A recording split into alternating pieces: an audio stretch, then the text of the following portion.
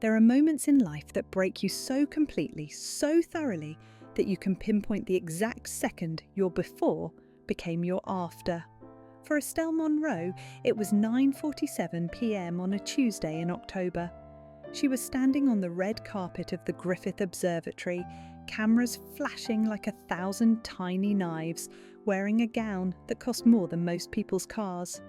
The premiere of Echoes of Tomorrow, her film, her breakout dramatic role, the one that was supposed to prove she was more than just a pretty face in romantic comedies.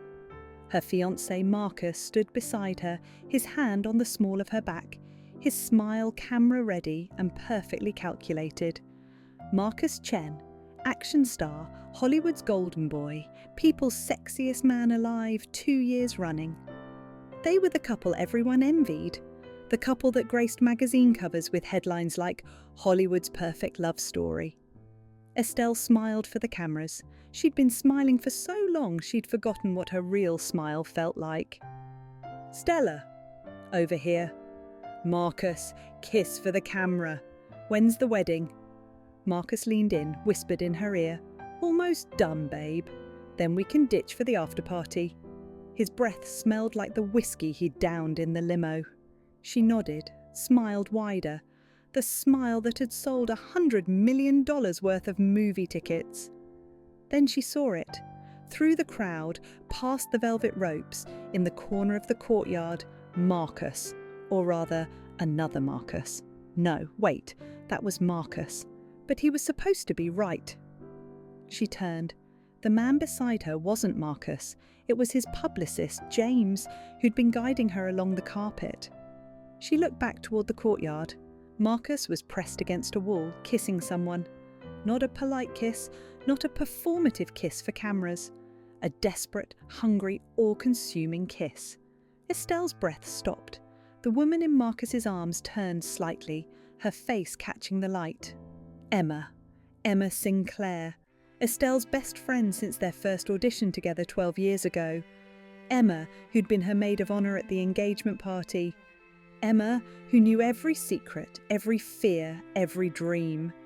Emma, who was wearing the dress Estelle had helped her pick out 3 days ago. The world didn't slow down like in movies. It shattered, instantaneously, completely. Estelle felt her knees buckle. James caught her elbow. Stella, you okay? She couldn't breathe, couldn't think. The flashing cameras became explosions. The crowd's noise became screaming. Her vision tunneled. Her voice came out strangled. I need to... She ran, not gracefully, not like a movie star. She ran like a hunted animal, heels clicking frantically on pavement, security shouting behind her, cameras pivoting to capture Hollywood's golden girl fleeing her own premiere. She didn't remember getting to her car, didn't remember telling her driver to leave, just remembered locking the doors, screaming into her hands and driving, just driving. Estelle drove for 6 hours, through Los Angeles traffic, through the desert, through her own tears until there were no more left. Her phone erupted with notifications, hundreds of them, Marcus calling, Emma calling, her agent, her publicist, TMZ, People magazine, everyone. She threw the phone into the passenger seat footwell and didn't look at it again. Somewhere near Palm Springs, she pulled into a gas station. Under the harsh fluorescent lights, she saw herself in the reflection of the car window. A woman in a $15,000 gown, barefoot, mascara creating abstract art down her face, looking like she'd escaped a crime scene. Maybe she had. Inside the gas station, the attendant, a tired-looking man in his 50s, didn't recognise her, didn't even look twice. She bought a bottle of water, a cheap hoodie that said, "I heart desert life," and asked for the restroom key. In that grimy bathroom, under flickering lights, Estelle stared at herself in the spotted mirror. Who are you? Not the question of identity. She knew the answer to that.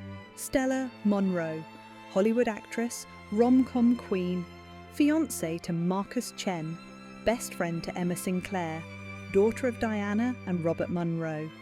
Number. The deeper question. Who are you when no one is watching? when there's no camera, no script, no performance? She didn't know. She couldn't remember the last time she'd been alone with her own thoughts. There was always someone, agents, managers, stylists, Marcus, telling her what to think, who to be, how to smile. She peeled off the gown, stuffed it in the trash bin, and pulled on the hoodie and her yoga pants from the gym bag she kept in the trunk. She scrubbed her face clean with rough paper towels. The woman looking back at her was a stranger, pale, hollow-eyed, lost. She returned to her car, sat in the driver's seat, and for the first time in years, maybe ever, she prayed. Not a rehearsed prayer from childhood, not the kind you say before award shows when you're pretending to be humble, a real desperate prayer. God, if you're there, I need. She didn't know what she needed. I can't do this anymore. That was all she could manage. She started driving again. No destination, just away. Her car GPS offered suggestions. Las Vegas, Phoenix, San Diego. None of them felt right. Then, as dawn broke pink and gold over the desert, her car made a sound, a concerning mechanical groan. The check engine light blazed, smoke rose from the hood. She coasted to the shoulder of I-15 miles from anywhere and laughed, actually laughed. A hollow, broken sound. Of course this was how it ended. A semi-truck pulled over ahead of her. The driver, a woman with kind eyes and a trucker's cap, approached. "You okay, honey?" Estelle nodded, then shook her head, then started crying again. The woman, whose name was Maria, sat with her on the highway shoulder for 20 minutes while Estelle ugly cried. Didn't ask questions, just sat. When the tow truck arrived, Maria asked, "Where are you headed?" "I don't know." "You running from something or to something?" "From." Maria nodded like she understood. "Best advice I ever got. Can't run from problems, but sometimes you've got to run toward an answer." She paused. "You ever been to England?" "What?" "My daughter spent a semester abroad. Said it changed her life. Sometimes we got to get far enough away to see clear." Maria pulled out her phone, showed a picture of rolling green hills. "Little village called..." "What was it?" "Willowmere. She said it was the most peaceful place on earth. Maybe that's what you need, peace." Estelle stared at the photo. "Willowmere," she whispered. 3 days later, Estelle stood at a tiny rural train station in England, her 2 suitcases beside her, rain falling in that gentle, persistent English way. She'd bought a one-way ticket to London, then another train to Exeter, then a local line to a station whose name she couldn't pronounce. Then a taxi driver had looked at her like she was insane when she said, "Willowmere, please." "That's another 40 minutes, love. You sure?" She was sure of nothing, but she nodded. The taxi wound through countryside so green it hurt her eyes, accustomed to LA's browns and beiges, past fields of sheep, ancient stone walls, tiny villages with thatched roofs, and then Willowmere. The taxi dropped her at the village edge, where a worn wooden sign read, "Willowmere, established. 1247, population 847, please drive carefully." Estelle stood in the rain, watching the taxi disappear down the road. The village looked like it had fallen out of a storybook. Cobblestone streets, honey-coloured stone cottages with flower boxes, a church with a genuine bell tower, no chain stores, no Starbucks, no traffic lights, just peace. Church bells chimed 4 o'clock. The sound echoed over the hills, ancient and comforting. She started walking, dragging her suitcases over uneven cobblestones, getting soaked. Villagers passed, offering polite afternoon greetings with curious glances. She kept her head down. Even here, recognition felt possible. Then she saw it. Hartley and Son Books. The sign hung above a dark green door, painted in elegant gold lettering. The bay windows displayed old leather-bound books, a brass lamp, a handwritten sign, "Open, do come in." Estelle didn't know why, but she felt pulled toward it. She pushed open the door. A brass bell chimed. The smell hit her first. Old paper, tea, wood polish, something indefinably comforting. The shop was everything she'd imagined an English bookshop should be. Floor-to-ceiling shelves, rolling ladder, worn rug, crackling fireplace, stacks of books creating a maze of literary comfort. And standing on the ladder, reaching for a top shelf, was a man. He looked down at the sound of the bell. Sandy brown hair slightly messy, blue-grey eyes that crinkled at the corners, wearing a wool sweater over a button-down shirt. He was maybe late 30s, handsome in that understated British way, not flashy, just solid. "Hello," he said, climbing down. His voice was warm, educated, kind. "Can I help you?" Estelle realised she was dripping on his floor. "I'm sorry, You're soaked." He grabbed a towel from behind the counter without hesitation. "Here, please." She took it, surprised by the simple kindness. "Are you looking for a book or shelter from the rain?" He smiled and it reached his eyes. Genuine, not performative. "Both? Neither?" She laughed, a slightly hysterical sound. "I don't know what I'm doing here." He studied her for a moment, not recognising her, not looking for something from her, just seeing a wet, lost person who needed help. "Well, we've got plenty of books and a fireplace." "Tea?" Estelle felt something crack in her chest. "Tea would be—" "Yes, please." He gestured toward 2 worn armchairs by the fire. "Sit. I'm Will Hartley. Stell," she said before she could stop herself. Not Stella. Stell, the name her mother called her before fame changed everything. "Nice to meet you, Stell." Will disappeared into a back room, and she heard a kettle being filled. Stell sank into the armchair. It smelled like old books and wood smoke. The fire crackled. Classical music played softly from an old radio. Rain pattered against the windows. And for the first time in 3 days, maybe 3 years, she felt safe. Will returned with a tea tray, proper china, not mugs, a teapot with steam rising, shortbread biscuits arranged on a small plate. He poured with practised ease. "Milk? Sugar? Both, please." He prepared her tea, handed it to her. Their fingers brushed briefly. She noticed his hands, capable, gentle, ink-stained. "So," Will settled into the opposite chair, his own tea in hand. "Stell, that's unusual. Pretty." "It's short for Estelle." "My mother's idea." She sipped the tea. It was perfect, hot, sweet, comforting. "This is—" "Thank you." "You're welcome." He didn't ask questions, just sat. The silence was comfortable, not awkward, just 2 people, tea, rain and fire. After a few minutes, Stell heard herself talking. "I'm running away!" Will raised an eyebrow, but didn't look shocked. "From?" "Everything. My life, my fiancé, my career, myself maybe." She laughed bitterly. "That sounds dramatic." "Doesn't sound dramatic, sounds honest." Will took a biscuit. "I'm assuming the fiancé did something unforgivable. He kissed my best friend at our movie premiere while I was 20 feet away." Will winced. "That's impressively terrible. Right?" Stell felt tears threatening again. "And the worst part is, I'm not even sure I loved him.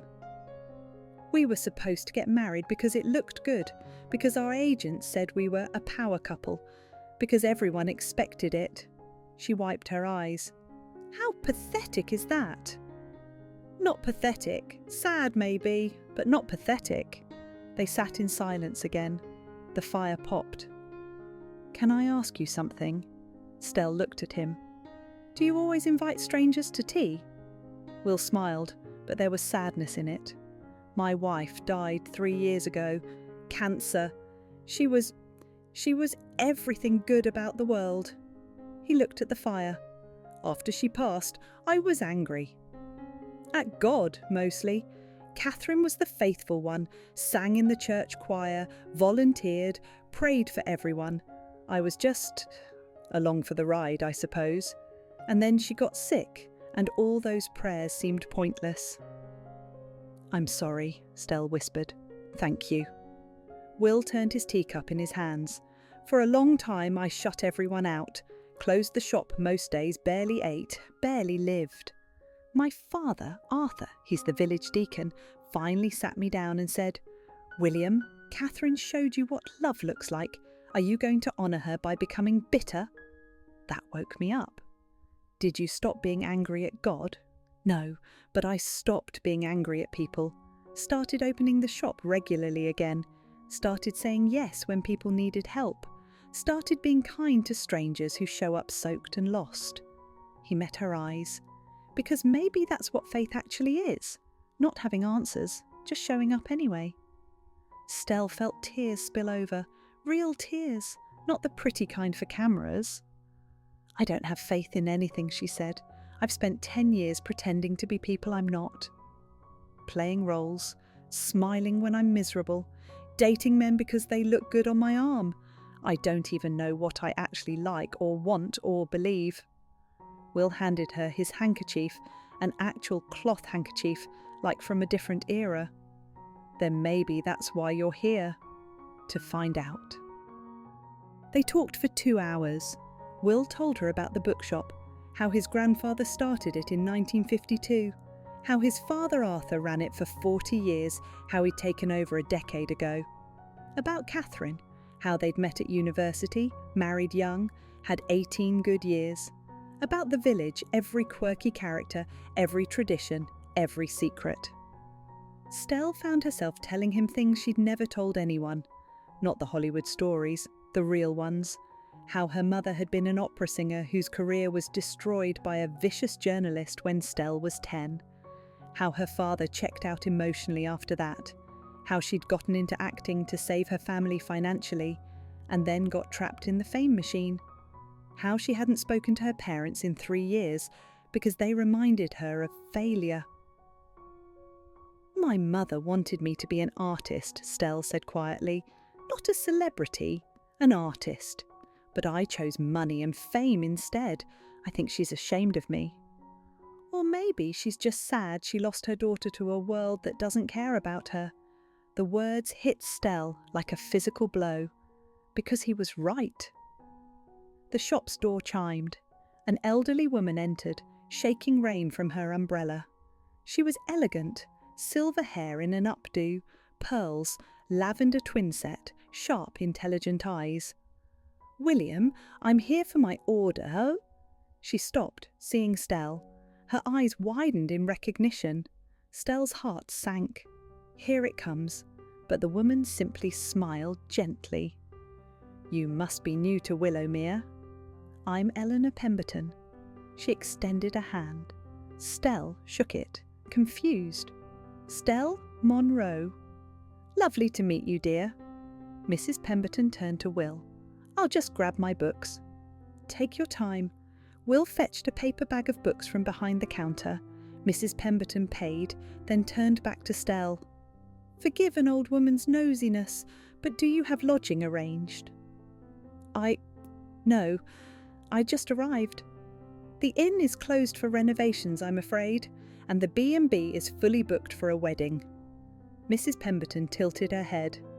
"I have a spare room, clean, quiet, and I promise I won't pry. You look like you could use some rest." Stell felt overwhelmed. "I couldn't possibly You could. You need somewhere to stay. I have somewhere. It's settled." Mrs. Pemberton's tone allowed no argument. "Come along when you're ready. Rose Cottage, 3rd on the left past the church." She left before Stell could protest. Will smiled. "That's Mrs. Pemberton." Church organist, retired teacher, village matriarch, and the kindest person you'll ever meet. You're in good hands. She recognised me. Didn't she? Probably. Mrs. Pemberton knows everything, but she won't tell anyone if you don't want her to. She's old-fashioned that way, believes in protecting people who need protecting. Stell felt something unfamiliar. Hope. Why is everyone here so kind? Will stood, offered his hand to help her up. Because we're small enough to remember that people matter more than spectacle, because Catherine taught me that showing up for strangers is just showing up for Christ, and because... He paused. Because you look like you need kindness. She took his hand. It was warm, solid, real. Thank you, Will. You're welcome, Stell. He grabbed her suitcases. Come on, I'll walk you to Rose Cottage. Can't have you getting lost. They stepped out into the rain together. Rose Cottage was exactly what its name suggested.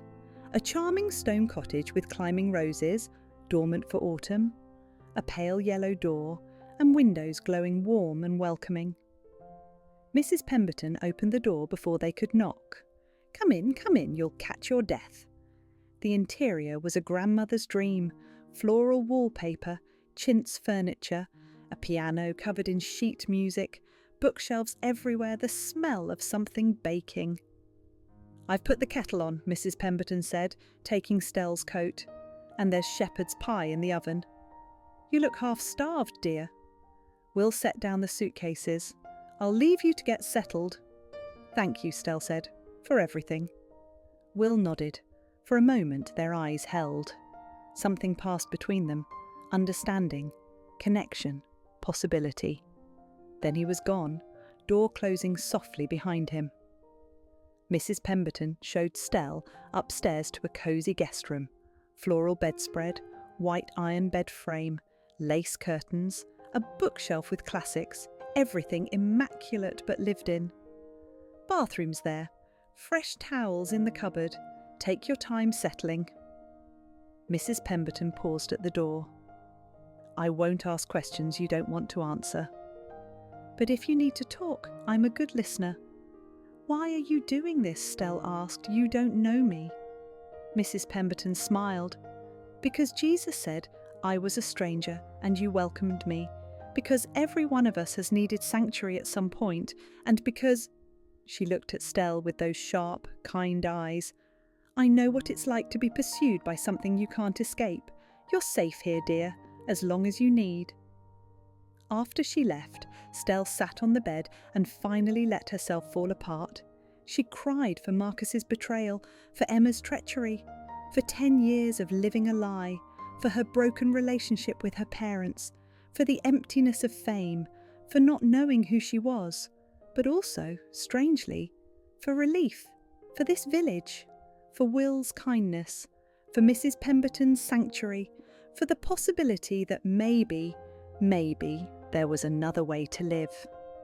When she cried herself out, she showered, changed into clean clothes and went downstairs. Mrs. Pemberton had set the table, shepherd's pie, roasted vegetables, homemade bread, 2 places. Sit, dear. You must be famished. They sat. Mrs. Pemberton bowed her head. Gracious God, we thank you for this food, for this home, and for bringing Stell safely to us. Watch over her, give her peace, and help her find what she's looking for. In Jesus' name, amen. Stell hadn't prayed before a meal since childhood, but somehow the simple grace settled something in her chest. They ate. Mrs. Pemberton told stories about the village, gentle gossip, funny anecdotes, nothing prying. Stell found herself laughing, actually laughing. After dinner, they did dishes together. Mrs. Pemberton played piano, hymns, gentle and beautiful. Stell sat in the armchair and just listened. At 8 o'clock, church bells rang across the village. 8 deep, resonant tones. That's evening prayer, Mrs. Pemberton said. The church does it 3 times a day, morning, noon, evening, has for 200 years. It's beautiful. It's a reminder that we're held, that time matters, that someone's keeping watch. Mrs. Pemberton closed the piano. I usually turn in early, but feel free to read, have tea, whatever you need. Thank you, Stell whispered. Mrs. Pemberton squeezed her shoulder. Welcome to Willowmere, Stell. Alone in her room that night, Stell stood at the window. The village spread below her, cottages with chimney smoke, the church steeple silhouetted against the darkening sky, street lamps beginning to glow, the stone bridge visible at the village edge. Her phone had 247 unread messages. She didn't open any of them. Instead, she picked up the Bible on the bedside table, clearly Mrs. Pemberton's, well worn with notes in the margins. She opened it randomly. Psalm 23 appeared. "The Lord is my shepherd, I shall not want. He makes me lie down in green pastures. He leads me beside still waters. He restores my soul." Stell read the words 3 times. He restores my soul. Was that possible? Could a soul this fractured, this empty, this performed to death, could it be restored? She didn't know, but for the first time in years, she wanted to find out. Stell couldn't sleep. At 11 o'clock she got up, pulled on her hoodie and slipped quietly downstairs. Mrs. Pemberton was asleep, gentle snoring from the other bedroom. She stepped outside into the cool autumn night. The village was silent except for the stream somewhere nearby, the rustle of leaves, an owl calling. No traffic, no sirens, no helicopters searching for celebrities, just peace. Stell walked without thinking, following the sound of water. She found herself at the stone bridge. It was beautiful in the moonlight, ancient grey stone, a single arch over a gentle stream, willow branches trailing in the water. A place out of time. Someone was already there. Will sat on the bridge wall, legs dangling over the side, staring at something in his hands. Stell almost turned back. He clearly wanted privacy. But then she saw what he was holding, a photograph.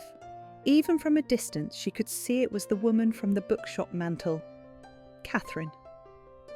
Will kissed the photograph gently, then bowed his head. His shoulders shook slightly. Stell's chest tightened. Here was a man who'd lost everything, who showed her such kindness, and he still came to this bridge alone to grieve the wife he'd loved. She understood suddenly why Mrs. Pemberton talked about sanctuary, why Will made tea for strangers, why the village protected its own. These were people who knew suffering, real suffering, not the manufactured drama of Hollywood, but actual loss, actual grief, actual faith tested by fire, and they'd chosen to respond with kindness anyway. Will looked up as if sensing her presence. He saw her, but didn't seem surprised. "Couldn't sleep?" he called quietly. "No, you? I don't sleep much." He patted the wall beside him. "Want company?" Stell walked to the bridge, climbed up to sit beside him. Their shoulders almost touched. "Catherine?" she asked, nodding to the photograph. "Yes, our anniversary was yesterday. Would have been 21 years. He smiled sadly. "I come here on hard nights. This was her favourite spot. She used to say it was the place where earth and heaven felt closest. Do you still believe that? After losing her?" Will was quiet for a long moment. The stream gurgled below them. The moon reflected off the water. "I don't know what I believe about heaven anymore," he finally said, "but I believe she existed. I believe our love was real. I believe she made me better, and I believe," he looked at Stell, "that if she could see me now, she'd want me to keep living, not just existing. Living. Is that what you're doing? Living? I'm trying. Some days are better than others." He tucked the photograph back in his pocket. "What about you? What were you running from when you came here?" Stell took a breath. "A life where I didn't exist. Only Stella Monroe existed, and she's not even real. She's a carefully constructed product. I've spent so long pretending, I don't know how to stop. So stop. It's not that easy, isn't it?" Will turned to face her fully. "You're here. In a village no one knows. With people who don't care about Stella Monroe. Just be Stell. See what happens." "What if I don't know how?" "Then learn." He smiled. "That's what this place is for. Learning to be human again. They sat in companionable silence, watching the moon on the water. Finally, Stell asked the question that had been burning in her since the bookshop. "Will, do you think broken people can be fixed?" He considered. "Fixed? Number, I don't think we're meant to be fixed like broken objects, but redeemed, transformed, made into something new from the shattered pieces. Yes, I think that's exactly what we're meant for. How? I'm still figuring that out myself. But I think it starts with letting someone see the broken parts, not hiding them, not performing, just being seen." Stell felt tears again. "You're very wise. I'm very tired, but I've learned that wisdom and exhaustion often look the same." They laughed quietly together. "I should get back," Stell said. "Mrs. Pemberton will worry." "She will. She's a worrier." They climbed down from the bridge, walked back through the silent village together. At Rose Cottage, Will stopped. "Stell." "Yes?" "I'm glad you came to Willowmere. I don't know why you're here, but I'm glad." "Me too," she whispered. He nodded, hands in pockets, and walked away toward the bookshop. Stell watched him go, then looked back at the stone bridge, barely visible in the darkness. For the first time in days, years maybe, she felt something other than emptiness. She felt possibility. Stell lay in bed at Rose Cottage, finally warm and dry, listening to the village silence. Through the window she'd watched Will walk to the stone bridge, watched him sit alone with his grief, watched him somehow carry both sorrow and hope. And something in her chest had shifted. This man, this kind, grieving, faithful man had seen her at her worst and offered tea, had heard her confession and offered understanding, had shared his own brokenness without shame. In Hollywood, everyone hid their wounds. Perfection was the currency. Weakness was career death. But here, in this impossible village, weakness was just human. Stell picked up her phone for the first time since arriving. The screen lit up, 247 messages. She scrolled through them. Marcus, 47 calls, 89 texts. Emma, 34 calls, 52 texts. Her agent, 28 calls, 41 texts. Publicist, manager, studio executives, tabloids. Everyone wanting something, everyone demanding answers. And then, at the bottom, one email that made her blood freeze. From victoria.hastings@thelondonchronicle.co.uk. Subject, following up on a story time. Sent 3 hours ago. Dear Stella, I heard through industry channels that you've left Los Angeles rather suddenly. I'm working on a follow-up piece to my 1998 article about your mother, Diana Monroe. You remember that article, don't you? The one about the plagiarism accusations that ended her opera career. I've learned you're in England. Small world. I'd love to interview you about your family's history with truth and performance. I'm in London currently, but I can be wherever you are within a day. I think it's time we had a conversation about the Monroe family legacy, don't you? Best regards, Victoria Hastings, Senior Correspondent, The London Chronicle. Stella felt her breath stop. Victoria Hastings, the journalist who'd destroyed her mother's life. The woman who'd written the plagiarism article that turned out to be based on a lie Diana couldn't disprove because the original source disappeared. The woman who'd never apologised, never corrected, never cared that she'd demolished a family. And she was coming here to Willowmere. Stell's hands shook as she set down the phone. She looked out the window at the peaceful village, at the church steeple, at the stone bridge barely visible in moonlight. She'd run here for sanctuary, but the past, it seemed, wasn't finished with her yet.